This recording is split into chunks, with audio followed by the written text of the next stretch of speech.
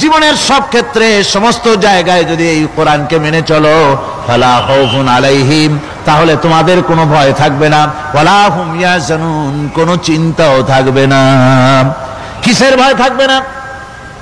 কোরআনের আইন মেনে যদি চলো সমাজে ও রাষ্ট্রে, চুরির ভয়, ডাকাতির ভয়, জিনার ভয়, হত্যার ভয়, সন্ত্রাসের ভয়, কোনো ভয় থাকবে না। ওয়ালা হুম ইয়াহজানুন, চিন্তাও থাকবে না। খাওয়া পড়া, শিক্ষা, চিকিৎসা, বাসস্থান, এগুলির কোনো চিন্তা থাকবে না। কোরআনের সমাজে সব কিছুর গ্যারান্টি দেওয়া হবে, সবগুলি পেয়ে যাবে। এখন যদি আবার প্রশ্ন করা হয়, কোরআন বুঝলাম তোমারে মানলে পরে সব ফায়দা হবে, তাহলে এবার জবাব দাও, তোমার ভিতরে কি রাজনীতি আছে নাকি? আমি তো মানুষ, আমার রাজনীতি করা লাগে। ম্যান ইজ সোশ্যাল অ্যানিম্যাল, আমরা তো জঙ্গলের পশু নই, আমরা তো মানুষ।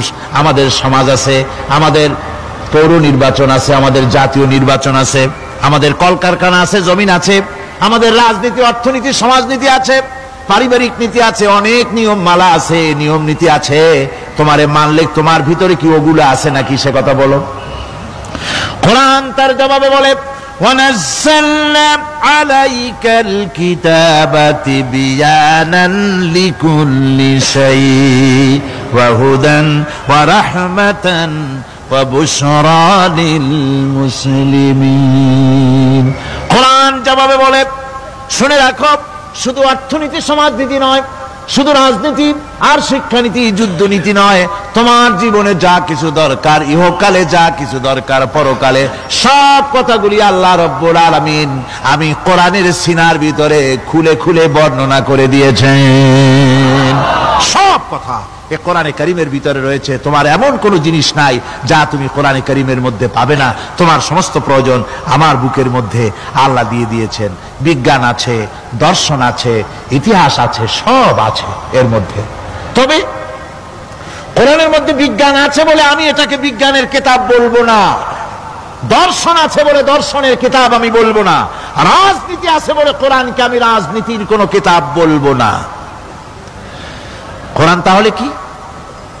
কোরআন হচ্ছে অর্থনীতি, সমাজনীতি, রাজনীতি, পারিবারিক নীতি, মানুষের জীবনের যা কিছু প্রয়োজন, সমস্ত নীতি মালার নীতি গ্রন্থের নাম হতেছে কোরআনে কারীম।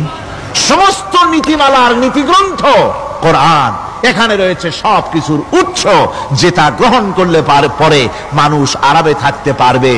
অমুসলিম নাগরিক বৃন্দ তাদের নাগরিক মর্যাদা পাবে।